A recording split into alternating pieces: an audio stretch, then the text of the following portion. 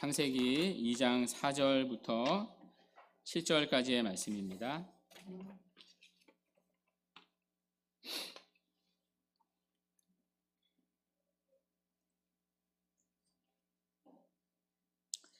창세기 2장 4절부터 7절까지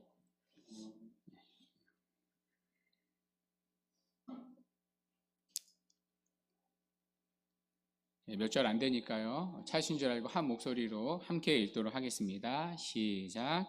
이것이 천지가 창조될 때 하늘과 땅의 내력이니 여호와 하나님이 땅과 하늘을 만드시던 날에 여호와 하나님이 땅에 비를 내리지 아니하셨고 땅을 갈 사람도 없었으므로 들에는 초목이 아직 없었고 밭에는 채소가 나지 아니하였으며 안개만 땅에서 올라와 온 지면을 적셨더라. 여호와 하나님이 땅의 흙으로 사람을 지으시고 생기를 그 코에 불어넣으시니 사람이 생명이 되니라. 아멘. 지난 시간 우리는 일곱째 날까지 살펴봤습니다. 일곱째 날 하나님은 안식하셨습니다. 천지와 만물이 다 이루어졌기 때문입니다. 2장 1절이었습니다. 천지와 만물이 다 이루어지니라. 1장 1절은 이렇게 시작되었습니다. 태초에 하나님이 천지를 창조하시니라. 화면을 다시 준비해 봤는데요. 보시면 쌍을 이루고 있습니다. 1장 1절이 창조의 시작이라면 2장 1절은 창조의 끝입니다. 만약 제가 장절을 붙였다면 일곱째 날인 2장 3절까지를 1장 안에 넣었을 겁니다. 원래 장절은 성경의 영감이 아닙니다. 후대의 사람이 편의상 붙인 겁니다. 만약 저라면 1장 끝에 넣었을 겁니다. 저뿐만 아니라 거의 대부분의 신학자들도 그렇게 분류합니다. 2장 3절까지가 창조의 이야기이기 때문입니다. 그러니까 사실은 오늘 본문부터가 창세기 2장입니다.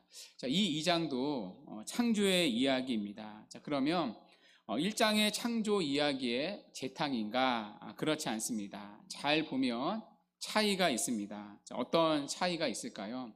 두 가지 차이가 있습니다. 첫 번째는 하나님에 대한 이름의 차이입니다. 여호와 하나님이라는 호칭이 처음으로 등장합니다. 그 전까지는 여호와 하나님이라는 호칭이 한 번도 등장하지 않았습니다. 그냥 다 하나님이라고만 되어 있었습니다. 1장 1절인데요. 태초에 하나님이 천지를 창조하시니라. 하나님이죠. 1장 3절입니다. 하나님이 이르시되 빛이 있으라 하시니 빛이 있었고 또 하나님이죠. 4절에 빛이 하나님이 보시기에 좋았더라. 그러니까 전부 다 하나님으로 되어 있습니다. 바로 앞에 2장 3절까지도 다 하나님이었습니다. 2장 3절이었는데요. 하나님이 그 일곱째 날을 복되게 하사 거룩하게 하셨으니 이는 하나님이 다 하나님이죠. 우리는 사실 성경을 주의 깊게 읽지 않습니다. 그런데 만약 성경을 주의 깊게 읽는다면 창세기 1장 1절부터 2장 3절까지가 사실 여기서 1장을 끊어야 했습니다. 하나님이라는 호칭이 나오기 때문입니다. 실제로 집에 가서 읽어보시면 창세기 1장 1절부터 2장 3절까지는 다 하나님이라고만 되어 있는데 29번 나옵니다. 히브리어로는 엘로힘입니다. 그런데 창세기 2장 4절에 가면 갑자기 한 번도 등장하지 않았던 표현이 등장합니다. 바로 여호와 하나님입니다. 4절인데요. 이것이 천지가 창조될 때 하늘과 땅의 내령이니 여호와 하나님이, 또 5절에 여호와 하나님이, 또 7절에 여호와 하나님이, 여호와 하나님으로 확 바뀌어 버립니다. 오늘 본문 2장 4절부터 마지막까지 꼬박꼬박 여호와 하나님이라고만 부릅니다. 11번이 나옵니다. 그러니까 창세기 1장부터 2장 3절까지는 엘로힘이라고만 나오는데 2장 4절부터 마지막 절까지는 여호와 하나님이라고만 나옵니다. 자, 그러면 엘로힘과 여호와 하나님의 차이점은 무엇일까? 자, 엘로힘은 우주를 창조하신 능력과 권능의 하나님을 강조하는 이름입니다. 한마디로 말하면 창조주 하나님을 가리킵니다. 그러니까 창조의 하나님, 그러니까 능력의 하나님, 전능하신 하나님을 강조할 때는 엘로힘이라고 씁니다. 자, 그런데 여호와 하나님은 그분의 친밀하심을 강조할 때 쓰는 이름입니다. 그 하나님이 멀리만 계시는 분이 아니라 인간을 돌보시고 살피실 때 쓰는 이름이 여호와 하나님입니다. 특별히 여호와 하나님은 사람과 언약 관계를 맺으실 때 나오는 이름입니다. 하나님과 사람이 관계를 시작할 때 사람과 언약을 맺으시고 그 언약을 신실하게 지키신다는 이름이 여호와 하나님이라는 이름입니다. 한마디로 말하면 엘로힘은 창조주 하나님, 여호와 하나님은 언약의 하나님입니다. 자, 그러면 왜 창세기 1장부터 2장 3절까지는 엘로힘으로만 나올까요? 창세기 1장이 말하는 이야기가 다 하나님이 온 우주를 창조하신 이야기 아닙니까? 말씀으로 세상을 창조하신 이야기, 창조의 하나님이기 때문에 엘로힘이라고 부릅니다. 자, 그런데 2장 4절부터는 그 전능하신 하나님이, 창조의 하나님이 인간과 관계하시는 모습이 나옵니다. 첫사람 아담과 언약을 맺으시는 모습이 나옵니다. 자, 이때부터 하나님의 호칭이 바뀝니다. 여호와 하나님으로. 자, 그러니까 2장의 관심은 어디에 있다는 겁니까? 사람에게 있다는 겁니다. 그러니까 마지막 날 창조된 사람의 이야기를 이제는 더 하고 싶다는 겁니다. 자, 두 번째 차이는요, 하늘과 땅의 순서가 바뀝니다. 자, 본문 4절을 우리 다시 한번 읽어볼게요. 자, 4절. 자, 시작. 이것이 천지가 창조될 때 하늘과 땅의 내력이니 여호와 하나님이. 아멘. 자, 노란색 부분을 한번 보시기 바랍니다. 자, 앞에는 하늘과 땅이라고 나옵니다. 이것만 아니라 1장이 다 하늘과 땅이었습니다. 자, 줄여서 천지였습니다. 1장 1절 다시 보시면 태초에 하나님이 천지를 창조하시니라. 창조의 끝도 똑같았습니다. 2장 1절 천지와 만물이 다 이루어지니라. 천지, 하늘과 땅이었습니다. 자, 그런데 2장 4절을 다시 보시기 바랍니다. 2장 4절을 다시 한번 보면 4절 끝에는요, 순서가 갑자기 바뀝니다. 뭐로 바뀌죠? 땅과 하늘입니다. 그러니까 처음으로 이 순서가 바뀝니다. 땅이 먼저 나옵니다. 자, 그러니까 2장의 초점은 어디에 있다는 겁니까? 땅에 있다는 겁니다. 이제부터는 하늘이 아니라 땅에 관한 이야기를 하겠다는 겁니다. 카메라로 치면 땅을 이제 클로즈업 하고 있습니다. 왜 땅을 클로즈업 할까요? 땅에 누가 살기 때문에? 인간이 살기 때문입니다. 자, 그러니까 2장은 사람에 대한 창조 이야기를 더 하겠다는 장치입니다. 이처럼 1장과 다른 2장의 표현은 두 가지입니다. 엘로힘에서 여호와 하나님, 그러니까 창조주 하나님에서 언약의 하나님으로 호칭이 바뀝니다. 이제부터는 하나님과 언약을 맺는 사람에 대한 이야기를 하겠다는 세팅입니다. 자, 또 하나는 하늘과 땅에서 땅과 하늘로 바뀝니다. 그러니까 이제부터는 땅에 관한 이야기, 땅에 사는 사람에 대한 이야기를 하겠다는 장치입니다. 결국 이 두 가지 차이는요, 한 방향을 가리키는데 사람을 가리킵니다. 자, 그러니까 2장은 1장과 다른 창조 이야기가 아니라 뭐만 따로 떼어 놓은 겁니까? 사람만, 그러니까 사람 창조만 따로 떼어 이야기하겠다는 것입니다. 왜냐하면 사람이 창조의 절정이기 때문입니다. 자, 또 하나 살펴볼 것이 있습니다. 자, 바로 5절의 말씀인데요. 자, 이 5절은 말이 많은 구절입니다. 자, 왜 말이 많게 되었는지 함께 한번 읽도록 하겠습니다. 자, 5절 시작. 여호와 하나님이 땅에 비를 내리지 아니하셨고 아직 없었고 밭에는 채소가 나지 아니하였으며. 아멘. 자, 여러분 뭔가 이상하지 않습니까?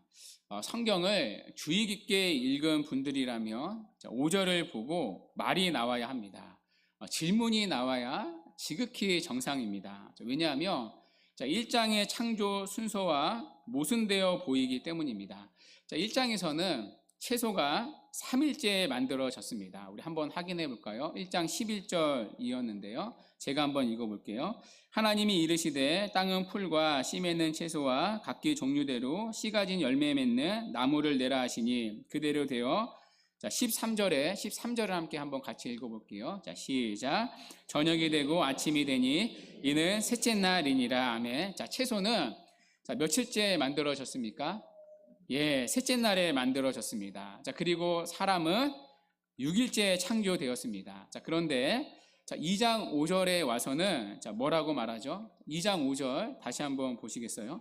자, 채소가 나지 않았다고 말합니다. 자, 채소가 아직 없었는데 뭐가 나옵니까? 7절에 보니까 사람 창조가 나옵니다. 자, 그러니까 질문이 따릅니다. 아니, 지금 순서가 바뀐 거 아닌가? 1장에서는 채소 다음에 사람이었는데 2장에서는 거꾸로 보입니다. 채소가 나지 않았는데 먼저 사람이 만들어졌다고 나옵니다. 아니, 그러면 1장과 2장이 모순되는 것 아닌가? 이걸 두고 특히 자유주의 신학자들이 비판했습니다. 이거 봐라, 성경은 하나님의 무오한 말씀이 아니다. 이거 창세기 2장부터 이렇게 다르지 않느냐, 모순되지 않느냐. 성경은 사람이 그냥 짜깁기한 책에 불과하다, 신랄하게 비판했습니다. 자, 그러나 그렇지 않습니다. 원어로 보면요, 1장의 채소와 2장의 채소가 다릅니다.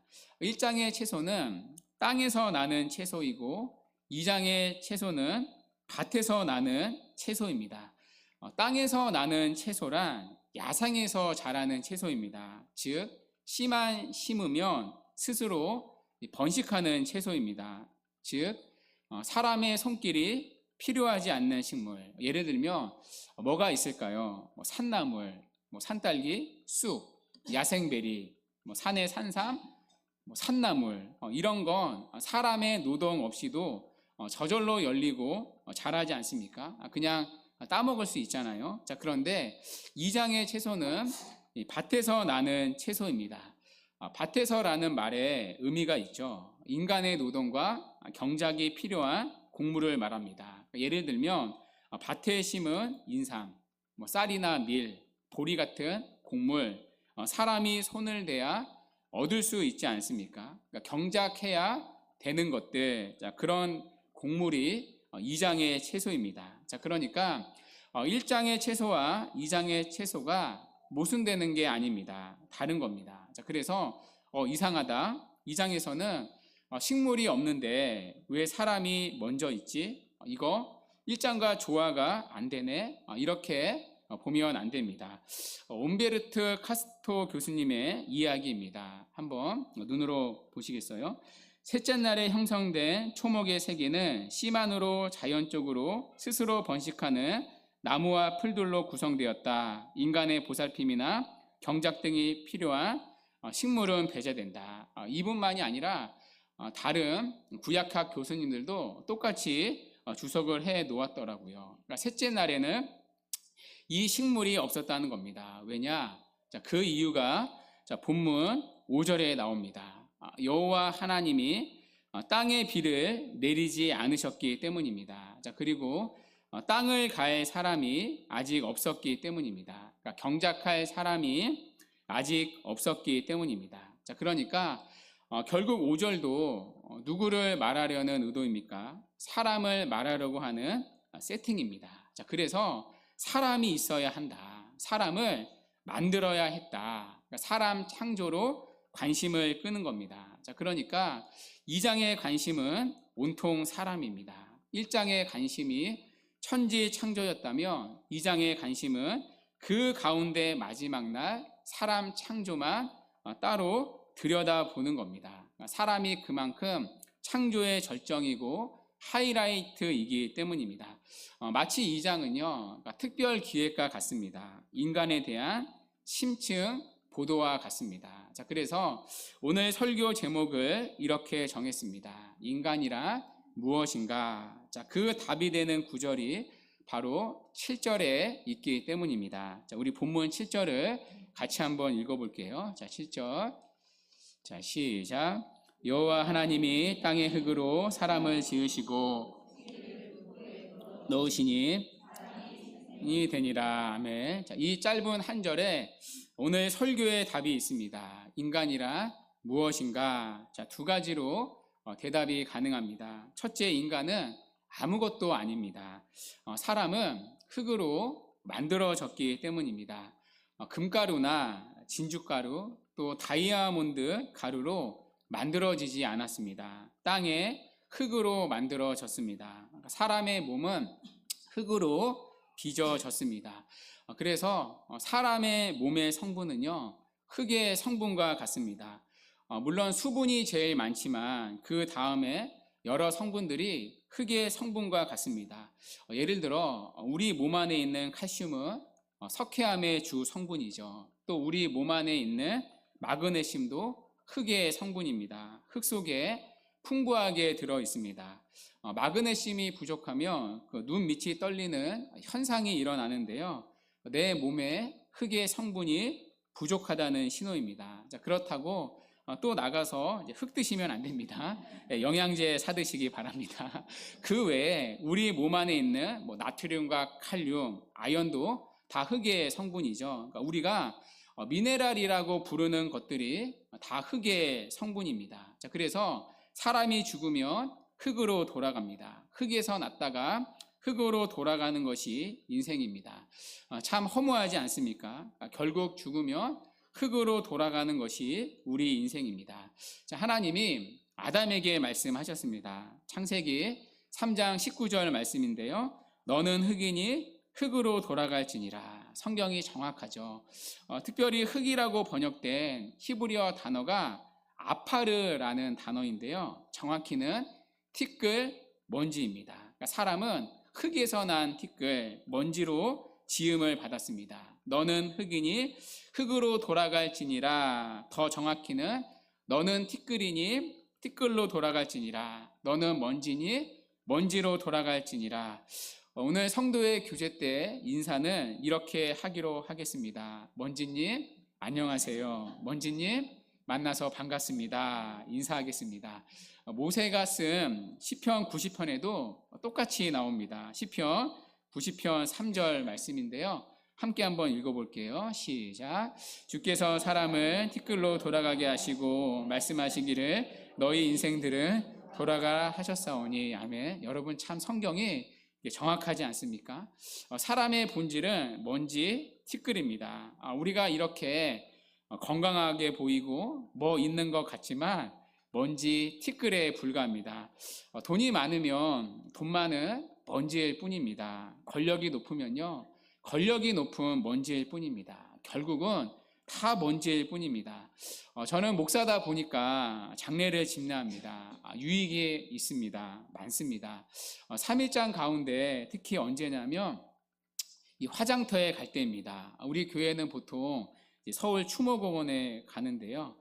거기서 시신을 불에 태웁니다. 그리고 나중에 분고를 합니다. 자, 그러면 정말 한 줌의 티끌로 남습니다. 진짜 한 줌밖에 되지 않습니다. 그때 다시 깨닫습니다. 진짜 사람은 흙이구나. 인간이 별거 아니구나. 결국에는 한 줌의 죄밖에 되지 않는구나. 사람은 그저 먼지에 불과한 허무한 존재구나. 그 말이 너무나 실감나게 다가옵니다. 전에 그 폭삭 소가수다라는 드라마가 있었습니다. 저는 그 드라마 정주행 못했는데요. 눈물이 날까봐. 자, 그 드라마에 학시 아저씨가 나옵니다. 그 아저씨의 유명한 대사가 있습니다. 한번 할게요. 학시, 야, 너 뭐 돼? 너 뭐 돼? 예, 연기가 안 느네요.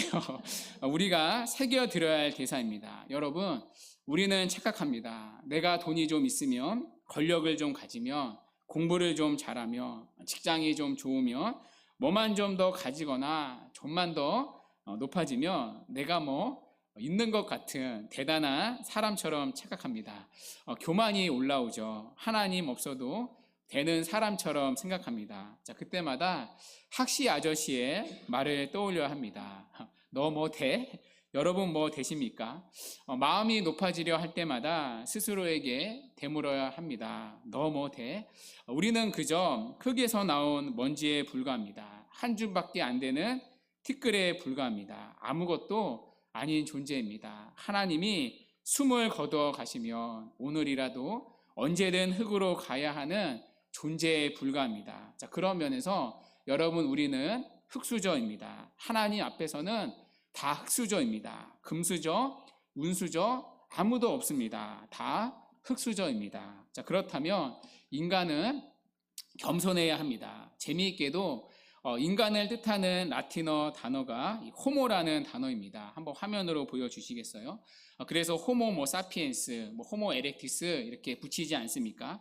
자, 그런데 겸손을 나타내는 라틴어 단어는 후밀리타스입니다. 놀랍게도 두 단어는 다 흙을 의미하는 흐무스에서 왔습니다.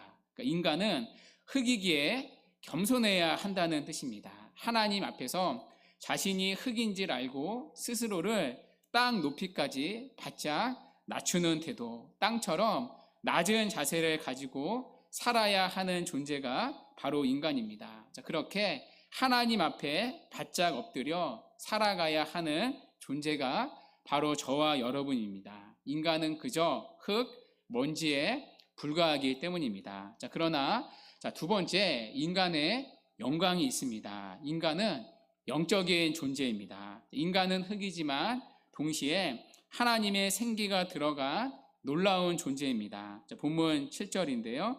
여호와 하나님이 땅의 흙으로 사람을 지으시고 생기를 그 코에 불어 넣으시니, 그러니까 사람은 흙으로만 지어진 존재가 아닙니다. 흙 플러스 생기로 지어졌습니다. 그러니까 생기는 하나님의 호흡, 하나님의 숨입니다. 하나님의 호흡을, 하나님의 숨을 우리 안에 불어 넣으셨는데 이 생기가 바로 영혼입니다. 이 영혼은 사람만 가지고 있습니다. 동물은 영혼이 없습니다. 동물도요, 아시죠? 하나님이 흙으로 만드셨습니다. 창세기 2장 19절 말씀인데요. 여호와 하나님이 흙으로 각종 들짐승과 공중의 각종 새를 지으시고, 자, 그러나 동물은 생기를 가지고 있지 않습니다. 영혼이 없습니다. 자, 그러나 사람은 영혼을 가지고 있습니다. 자, 이 영혼의 존재 때문에 우리는 하나님의 형상일 수 있습니다. 하나님을 닮은 영적인 존재가 되었습니다. 자, 그래서 사람은 생명이 되었습니다. 생명은 살아있는 영적 존재라는 뜻입니다. 도식으로 보면 이렇습니다. 흙으로 이제 몸, 육체가 되었고요. 생기는 이제 영혼이고요. 자, 그래서 성령, 살아있는 영적인 존재가 인간입니다. 자, 인간은 물질적인 존재이면서 영적인 존재입니다. 이중적인 존재가 인간입니다. 동물은 물질적인 존재이죠. 몸만 있습니다. 자, 그러나 인간은 물질적인 존재이면서 동시에 영적인 존재입니다. 영적인 존재이기 때문에 사람만이 가능한 게 있습니다. 바로 하나님과 교제할 수 있게 되었습니다. 이 땅에서 유일하게 하나님과 교제할 수 있는 존재가 바로 인간입니다. 실제로 여러분, 이 지구상에는 수많은 생물체들이 살고 있습니다. 자, 그러나 그거 보셨습니까? 동물들이 하나님을 예배하는 거 보셨습니까? 요즘 보니까 이 강아지 유치원도 있던데요. 강아지 유치원에 예배 시간이 있다. 들어보셨습니까? 푸들이 대표기도 하고, 말티즈가 성경 봉독하고, 골든 리트리버가 찬양 인도하고, 자, 그렇게 예배하는 거 보셨습니까? 자, 보셨다. 손 들어 보시기 바랍니다. 병원으로 가십시오. 없을 겁니다.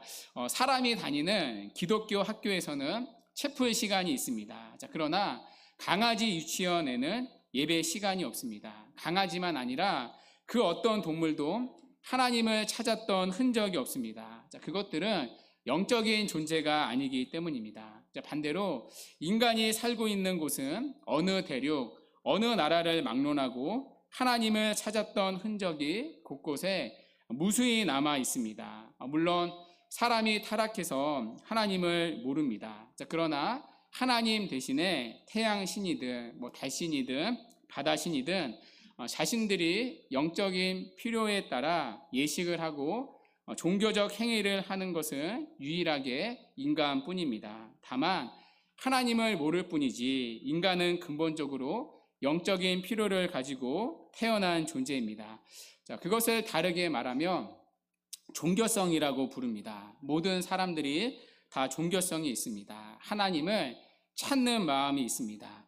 교회를 다니지 않더라도요, 사람은 위기를 만나면 하나님을 찾습니다. 하나님이 누군지 몰라도 긴급한 때는 기도합니다.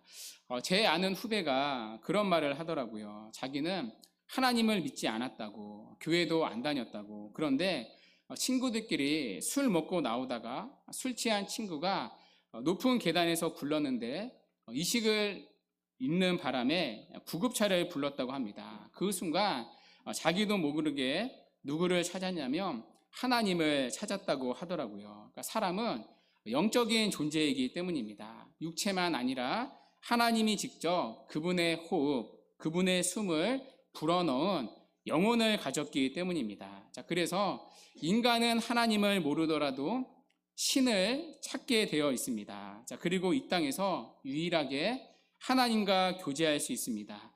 또 인간은 육체만 아니라 영적인 존재이기 때문에 육체적인 것만으로 살 수가 없습니다. 육체적인 것으로만 결코 만족할 수 없습니다. 자, 예수님도 말씀하셨습니다. 마태복음 4장 4절인데요. 사람이 떡으로만 살 것이 아니요. 그러니까 떡이 필요 없다는 말씀이 아닙니다.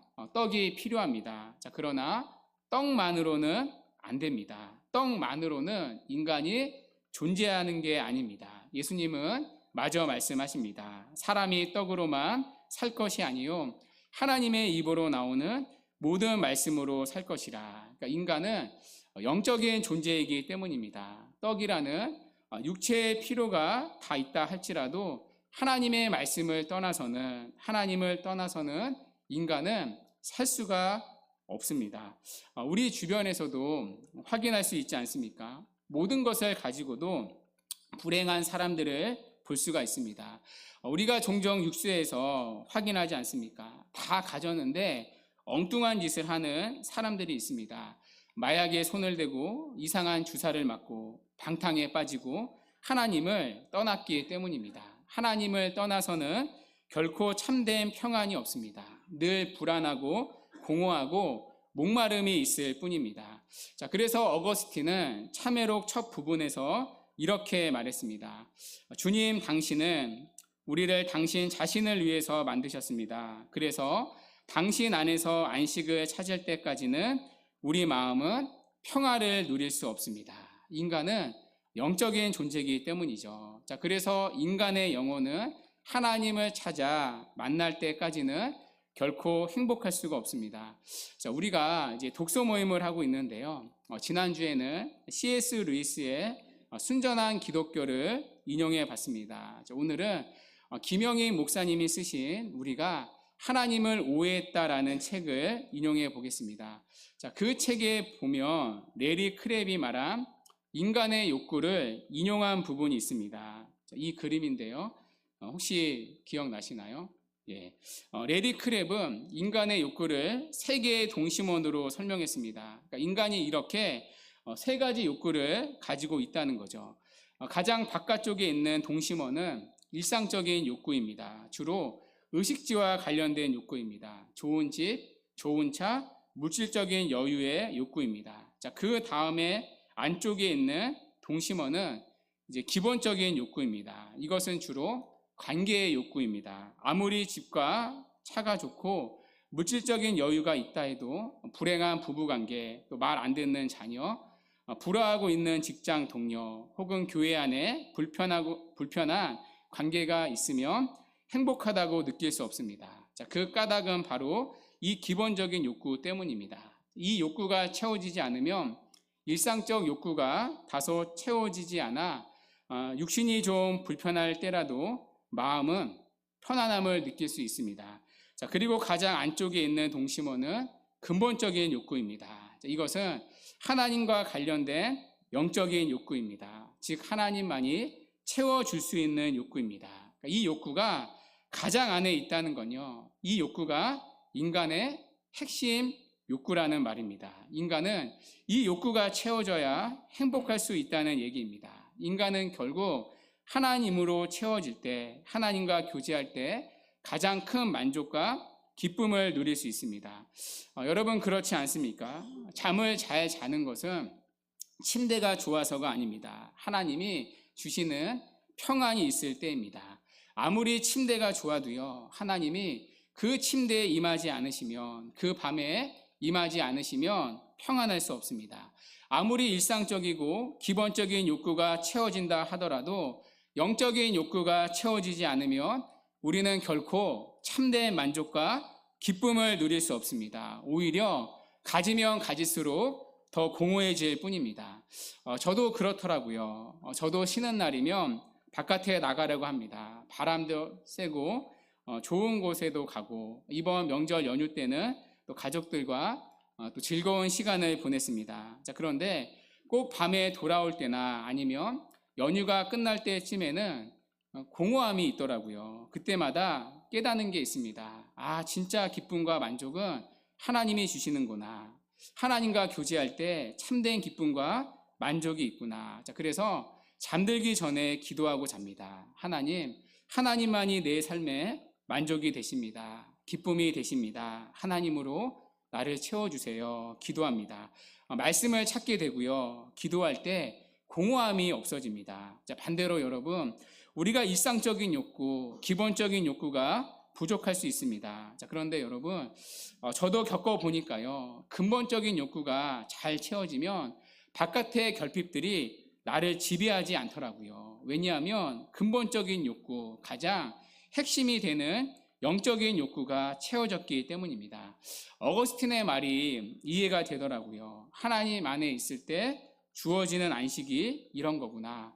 환경이 어렵고 두려워도 잠을 자게 되더라고요. 평안이 있고 기쁨이 있더라고요. 인간은 영적인 존재이기 때문입니다. 자, 또 인간은 육체만 아니라 영적인 존재이기 때문에 죽으면 끝이 아닙니다. 영혼이 있는데 영혼은 불멸합니다. 죽지 않습니다. 육체는 죽어도 영혼은 죽지 않습니다. 부자와 나사로의 비유를 생각해 보십시오. 자, 그 비유를 보면 예수님을 믿지 않는 부자도 죽고 예수님을 믿은 거지 나사로도 죽었습니다. 불신자도 죽고 신자도 죽습니다. 자, 그러나 부자의 영혼은 음부로 떨어져서 영원한 음부의 고통을 당합니다. 자, 반대로 거지 나사로는 아브라함의 품 낙원으로 가게 됩니다. 동물들은 영혼이 없기 때문에 죽으면 소멸됩니다. 자, 그러나 인간은 하나님이 주신 영혼이 있기 때문에 이 영혼은 위로 올라갑니다. 전도서 12장 7절 말씀인데요. 우리 함께 한번 읽어볼게요. 시작. 흙은 여전히 땅으로 돌아가고 영은 그것을 주신 하나님께로 돌아가기 전에 기억하라. 아멘. 우리의 영혼은 하나님께로 돌아갑니다. 돌아가는데 하나는 천국으로, 하나는 지옥으로 가게 됩니다. 예수 믿는 사람의 영혼은 천국으로 갑니다. 예수님을 믿지 않는 사람의 영혼은 지옥으로 갑니다. 부자와 거지 나사로처럼 말입니다. 자, 그래서 우리가 이 땅에서 준비할 것은 육신적인 것이 아닙니다. 영적인 것입니다. 바로 믿음입니다. 언제 죽을지는 아무도 모릅니다. 그때 우리의 육신이 죽더라도 영혼은 천국에 갈 수 있도록 믿음을 준비해야 합니다. 노후 준비, 결혼 준비, 취업 준비보다 더 시급하고 중요한 게 믿음 준비입니다. 여러분이 눈 감는 날 여러분의 영혼이 천국에 들어갈 기쁨으로 평안할 수 있도록 지금 살아있을 때 믿음이 준비되는 은혜가 있기를 바랍니다. 그 사람이 진짜 복된 사람입니다. 가장 두려운 죽음까지도 두렵지 않기 때문입니다. 자, 바라기는 이 영적인 기쁨과 소망이 여러분에게도 또 여러분의 가족들에게도 있기를 바랍니다. 말씀을 맺겠습니다. 오늘 우리는 인간이란 무엇인가를 살펴봤습니다. 첫 번째, 인간은 아무것도 아닌 존재입니다. 흙으로 지어졌기 때문입니다. 우리는 다 흙수저입니다. 정확히는 흙에서 난 티끌, 먼지에 불과합니다. 흙에서 왔기 때문에 우리는 다 흙으로 돌아갑니다. 다 한 줌의 재로 돌아갑니다. 자, 그렇다면 인간은 겸손해야 합니다. 아무것도 아님을 알고 자신의 유한함을 날마다 알고 하나님을 전적으로 의지해야 합니다. 자, 두 번째, 사람은 영적인 존재입니다. 사람이 다른 동물과 다른 영광이 여기에 있습니다. 사람만 하나님이 직접 불어넣으신 생기를 가지고 있습니다. 사람만 영혼이 있기에 하나님과 교제할 수 있습니다. 하나님을 예배하고 하나님을 찬양하고 하나님께 기도할 수 있습니다. 자, 그리고 여기에 참된 만족과 기쁨이 있습니다. 여러분이 결핍과 공허함을 느낀다, 마음이 불안하고 염려가 찾아온다, 그때는 하나님을 찾으시기 바랍니다. 그러면 틀림없는 만족과 평안이 있을 것입니다. 반대로 하나님을 떠나면 생명이 없습니다. 아무리 일상적인 욕구와 기본적인 욕구가 채워질지라도 하나님을 떠나면 생명이 없습니다. 우리는 영적인 존재이고 그래서 하나님께 의존적인 존재이기 때문입니다. 자, 그리고 무엇보다 영혼이 있다는 것은 죽음이 끝이 아니라는 사실을 보여줍니다. 우리의 영혼은 주인이신 하나님에게 돌아가야 합니다. 자, 그렇기 때문에 다른 준비보다 더 시급한 것이 믿음 준비입니다. 여러분의 영혼은 죽어서 천국에 가는 은혜가 있기를 바랍니다. 그것이 진짜 복된 삶이고 이 땅에서 진짜 성공한 삶입니다. 또다시 새롭게 한 주를 시작하는데요. 날마다 하나님을 가까이 하기 바랍니다. 하나님을 찾기 바랍니다. 하나님 안에서 살아가기 바랍니다. 하나님을 전적으로 의존하며 사시기 바랍니다. 그래서 참된 생명과 평안을 누리며 살아가는 복된 은혜가 우리 모두에게 있기를 주님의 이름으로 간절히 축원합니다. 아멘.